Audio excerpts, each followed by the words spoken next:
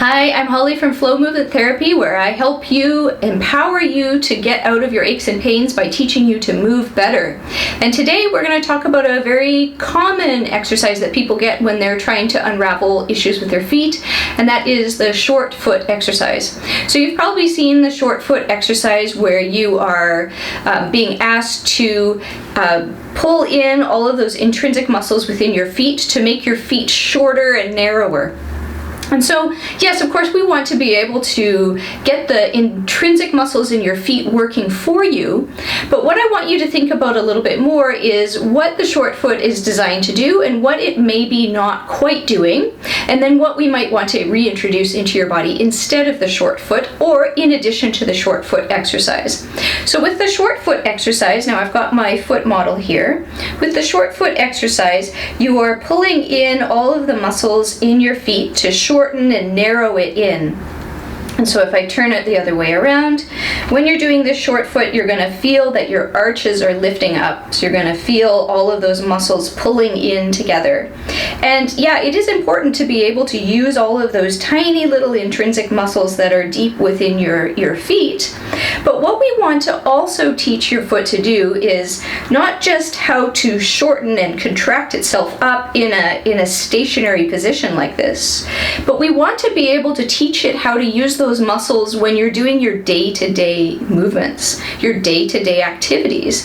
And so instead of just simply teaching them how to contract in place, or the two things that it does is teach them to contract, oh, we got it twisted here, teaching it to contract, but also to teach it to contract while you're just staying still, is that it's not going to teach those muscles to do what they're supposed to do when they're needing to do their thing, which is through movement. So that's what I want to do, is to be able to teach your feet what to do when you're moving around.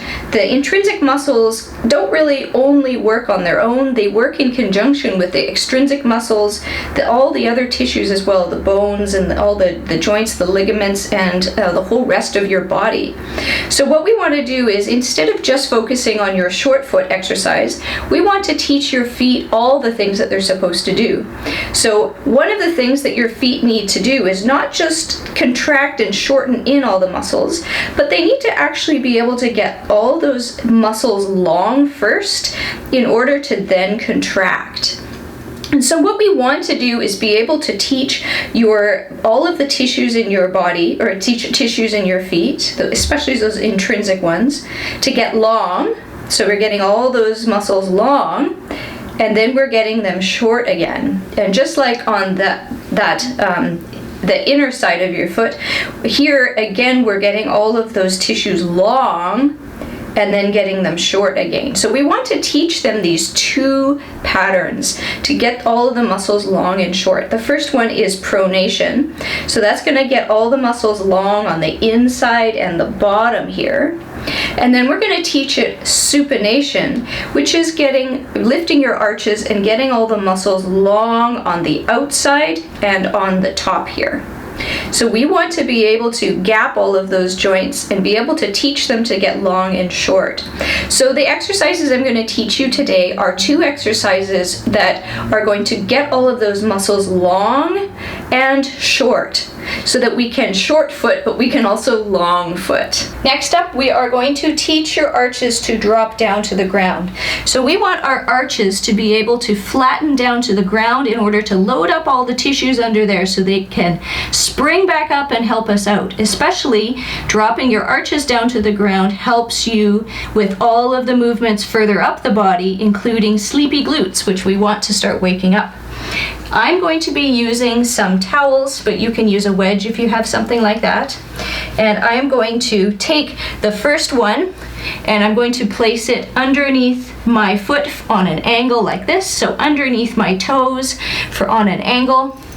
The second one I'm going to place underneath my heel. I just get it set up here. Underneath my heel, the same way, same direction, on an angle, underneath my heel.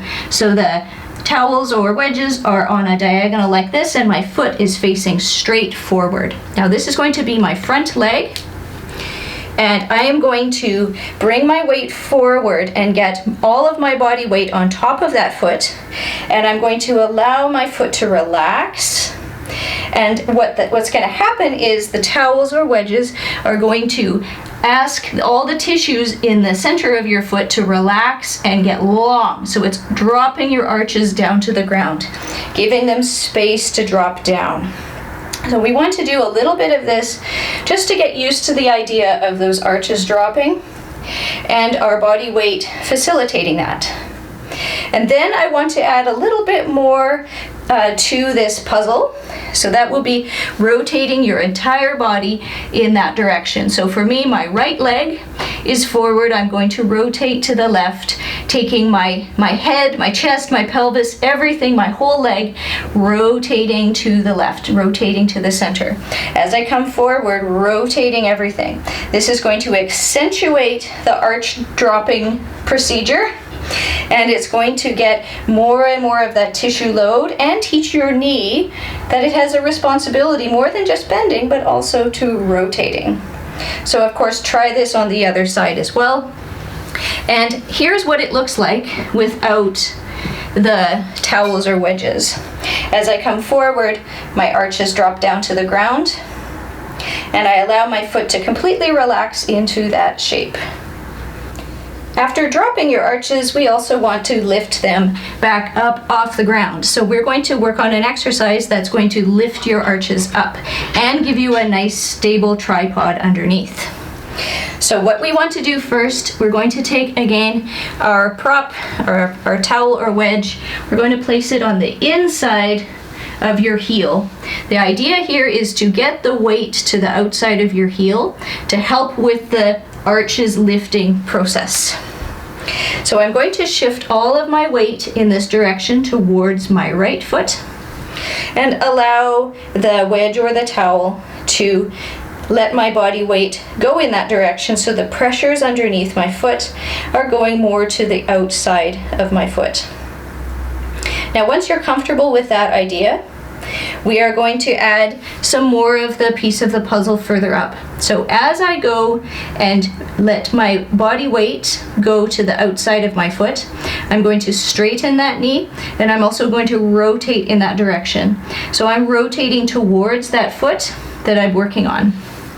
So I'm straightening my knee and rotating.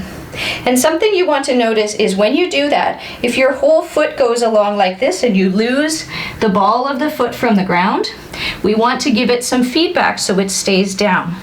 So I'm going to place something underneath there so it knows what to do. We're going to just stay with the contact with the towel or the wedge as we do this straightening of the knee and rotating and making sure your weight is totally on top of that leg.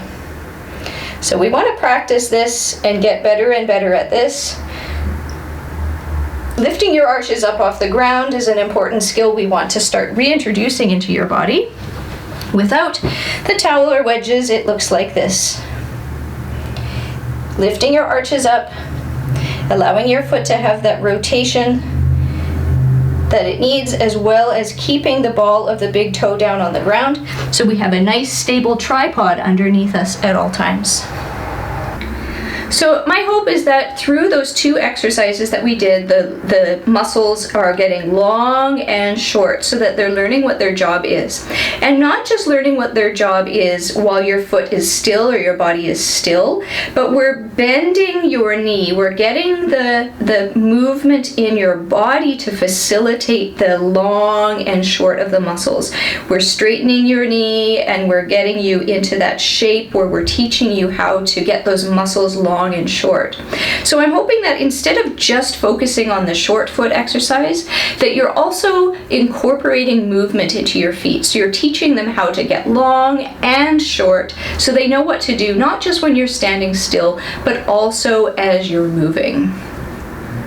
Hey, if you like my channel and you want to support me, there's 3 easy ways to do that. One is to like the video so that more people on YouTube get to see what I have to say.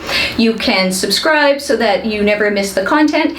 And you can comment below and let me know what kinds of videos you would like to see on my channel. I'll do my best to make those happen.